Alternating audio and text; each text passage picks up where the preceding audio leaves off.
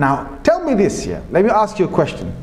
If at that moment when the baby is growing, at 5 months, 6 months, 7 months, imagine there's 2 twins. I just want you to imagine this, there's 2 twins.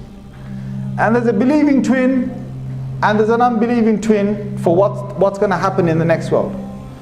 And the believing twin says to its counterpart, he says, hey, listen bruv, me and you, we're going to be coming out here one day and we're going to go to another world. And the other one says, what are you talking about? What are you talking about? He said, listen, when we come out, we're going to see big space. He said, space? I don't know no space. This is it. When we come out, there'll be light, there'll be color, there'll be texture, there'll be people, there'll be language, there'll be cars, there'll be, phones, there'll be people who are busy, there'll be communication, there'll be buildings. Listen, I don't know anything about this. Have you ever seen that yourself? No, I haven't. Have you ever seen anyone leave this place? No, I haven't. Have you ever seen anyone come back from that world you're talking about to this place where me and you are, and to tell us that all of this is going to, this happened and they saw it firsthand and they came back? No, I haven't. Well, you, my brother, you are starting to lose it.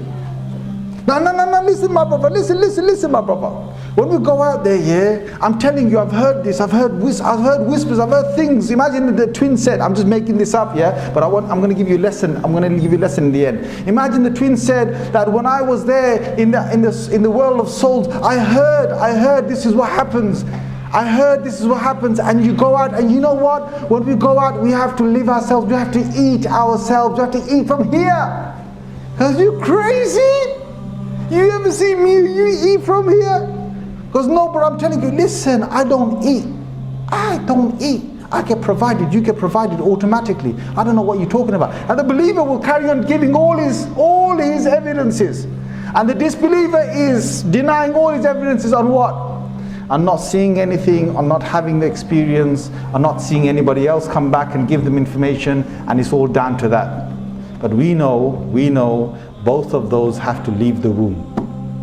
And when they leave the womb, you can imagine that there's going to be a great shock in that twin if he really never believed what's about to happen. Why have I just said that to you, my brothers and sisters? Because you know what? In this earth right now, the believers are saying to the people who don't believe in this, when we die from this world, this is the third world we're in. The first world was Alamul Arwah. The first transfer was to the mother's womb. The second world was the mother's womb. The second transfer was to this dunya. The third world is this dunya. This is our third life. Guys, wake up. This is our third life we're living. And the third transfer is going to be to barzakh, a world trapped between here and the blowing of the horn. A world trapped between death and blowing of the horn. And we're saying to all the people who don't believe in this message, and I want to say today, there are Muslims who are weak in their faith, and there are Muslims, because of the interaction in this world, they have kind of lost their compass. There are Muslims who are now doubting the afterlife. There are Muslims who are saying, really? What about if we have reincarnation? What about if we go out there as a soul and come back to a stone, or we come back to another animal, or we come back to a leaf, or we come back to a tree? There are Muslims who have been affected by the belief of atheism. And they're saying, listen, we've never seen anyone come back. Have you ever seen anyone come back and tell you from the grave that he actually saw the other side, and he saw the angel of death, and he saw the world of angels, and there's a world beyond this? And we all say, all the believers are saying no. And the unbelievers, the non-believers are saying to us, well, my friend, you are going slightly crazy in there. Right? And we are saying, listen, when you go to that world, you're not going to be in this body anymore, you're going to be different. And they're going to say, yes, my friend, we've seen all the dead ones lying in their graves, my friend. You are hula baloos, and you are getting a bit cuckoos. Seriously. And the thing is, our messengers have told us, all the messengers, the Quran has told us that there is a life beyond this. And just like the twins, they deny one another's statements, the same way the believers and non-believers both will find themselves in barzakh once we leave. And if you don't want to believe in this,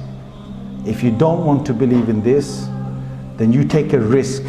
And your risk is this, which is what was said in the palace of Fir'aun. Surah number 40, ayah number 28. That you, Fir'aun, and you, my courtiers, my friends, this was a man who had Iman in his heart, but he hid his Iman. And he said, إِن يَكُ كَاذِبًا فَعَلَيْهِ كَذِبُ. If Moses or Musa alayhi salam is a liar, then his lie will befall him. Suppose we believe in Musa's story that there's an afterlife. Suppose we believe in that, and then we die and there's nothing. Have we lost anything? No, we haven't lost anything.